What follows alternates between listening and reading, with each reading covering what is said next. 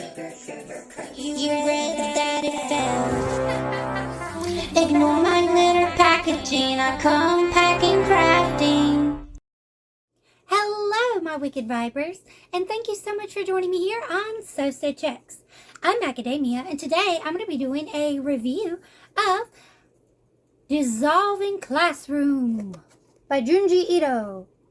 Because I really love their books. Junji Ito makes some really good ones. And this one was really interesting, and it left me with a lot of questions, which I do like. And it didn't leave me with questions that frustrated me, like movie magic or like empty space. Instead, it was the horror of not knowing who the true villain is, but also knowing exactly who the villain is. So this story in and of itself is pretty simple. It's about the evil little girl and the brother who cause a lot of chaos.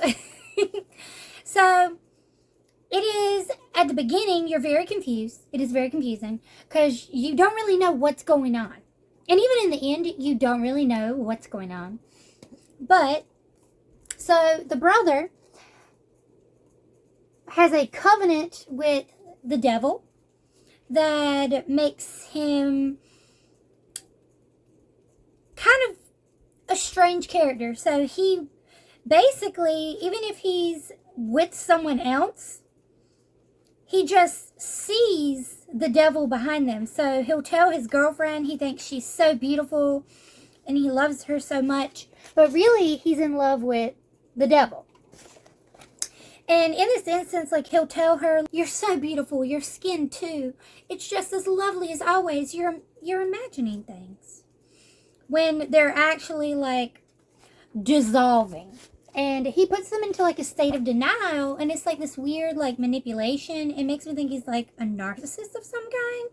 But, like, not a narcissist, because he's clearly not. But it's just this weird manipulative tactic, because he tells the girls that he loves. He tells them that they're so beautiful, but really he's speaking through them to the devil. And he's like, "I grovel before your beauty for eternity." He mentions how much he loves their beauty, how much he's captured by them, but really he's speaking to the devil.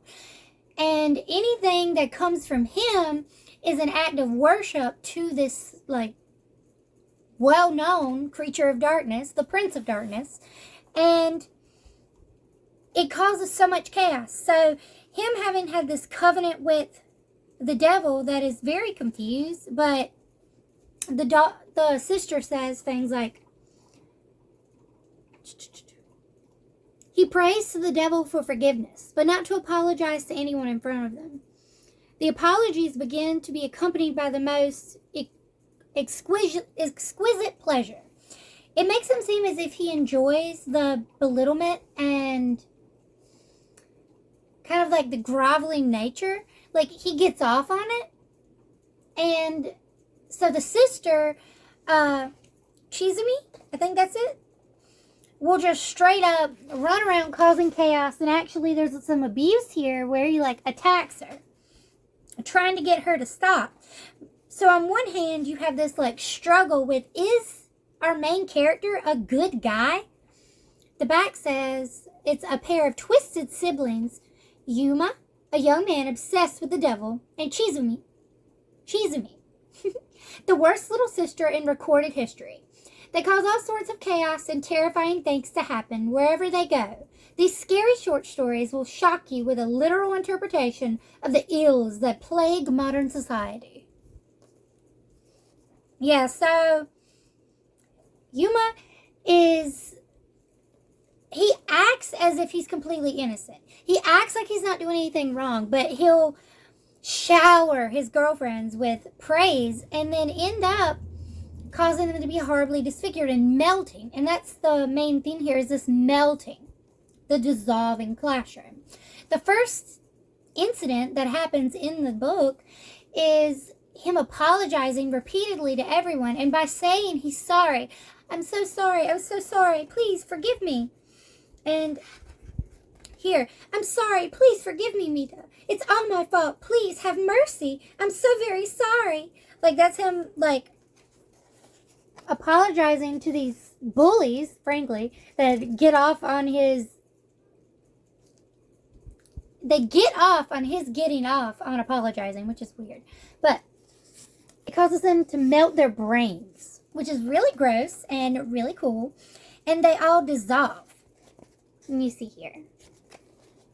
My brother's apologies makes people's brains melt. It must be the evil electromagnetic waves passing between him and the devil. Your brains are starting to melt too, he says to this girl who ends up being traumatized. And anytime she actually stops being able to talk because her brain melts and it messes her up. And like now she's like, well, she's disabled, but it's more than that because she has like a connection to him, but she doesn't. It was this whole like fiasco at the end that was kind of convoluted, a little confusing, but it seemed that they pretended to be like an officer or a doctor or a caregiver of some kind and said that she could track down the siblings because she just had like this connection to him because of the trauma that he caused her. But in reality, she couldn't do that. He knew where they were and he would make it look like she knew. And she ends up confronting him later in the book, and it just causes this horrific like trauma for her of him apologizing and her freaking out, which ends up coming to a head in the very end of the book when they go to this big conference and they apologize for all the deaths, and she's freaking out like, stop it, which is a surprise that she could even speak because she hadn't been able to until now after the initial incident where everyone is melting. Even the walls are melting, and the souls or the ghostly spirits, which is vaguely reminiscent of the way the spirits interacted in the rotten fish, Gyo. The way it had like the spirits of the soldiers or whatever. It's kind of like that. In this book, I guess slime, the like mush that comes from the melted brains, which Chizumi drinks because she's like this evil little girl, like this typical evil little child, who ends up torturing like this boy that she likes. It's just a whole lot. Like, she's just a brat, an evil little brat. But he is so complex of a character. In the beginning, he apologizes to everyone, and it melts everyone in the school, and it causes the main girl trauma.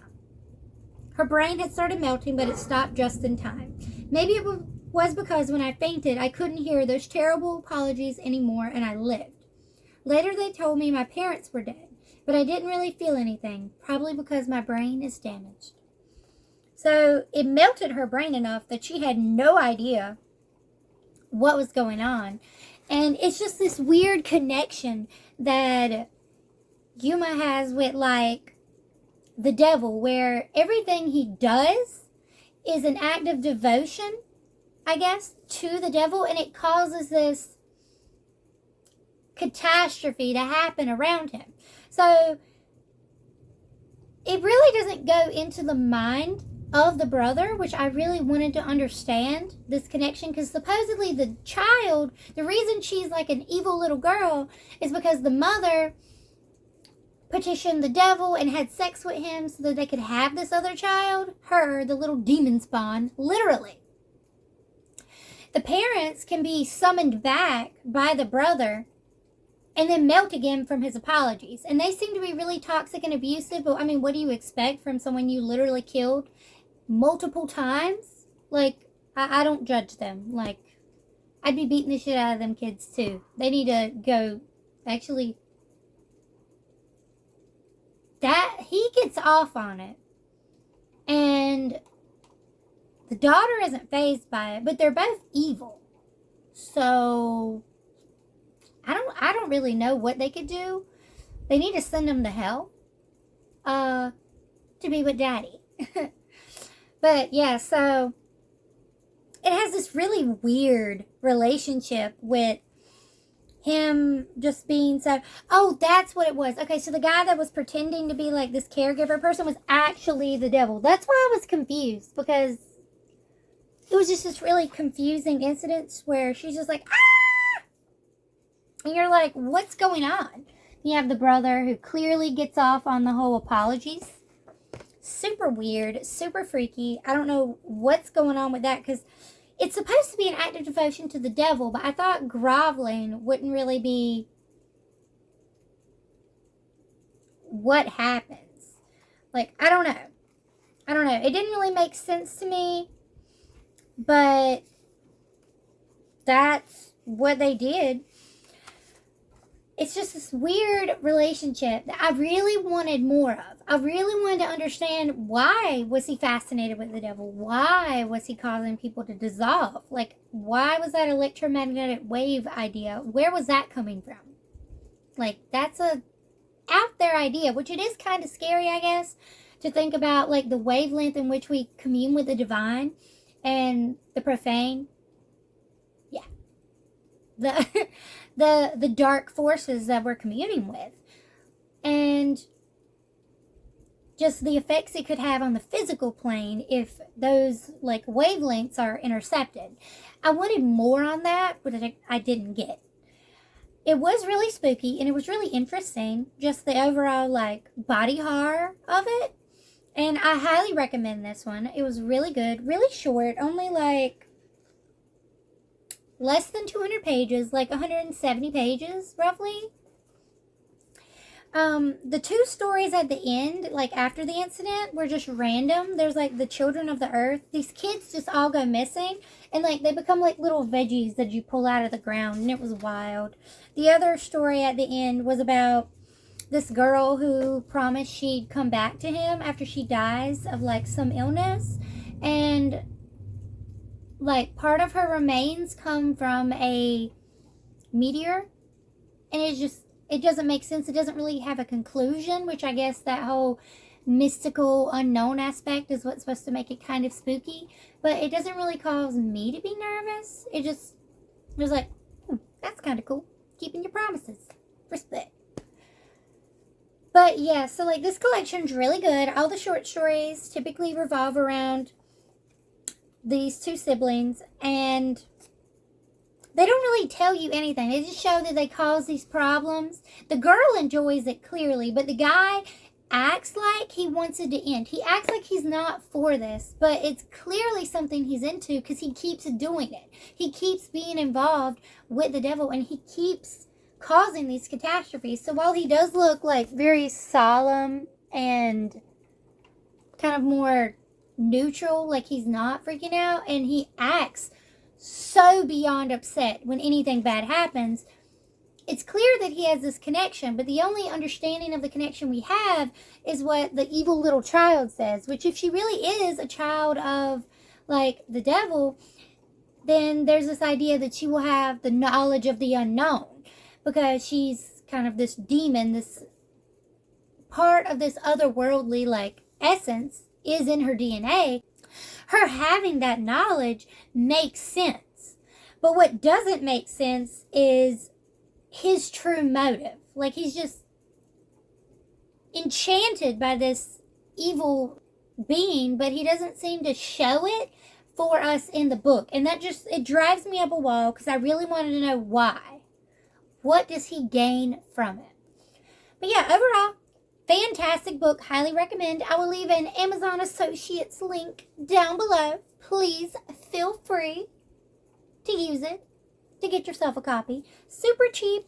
Not that expensive. You can also probably find it at a used bookstore that sells manga and other used comics and graphic novels. Yeah. So, I hope you have a wicked evening. I will see you here next time on SewStitchHex. Bye!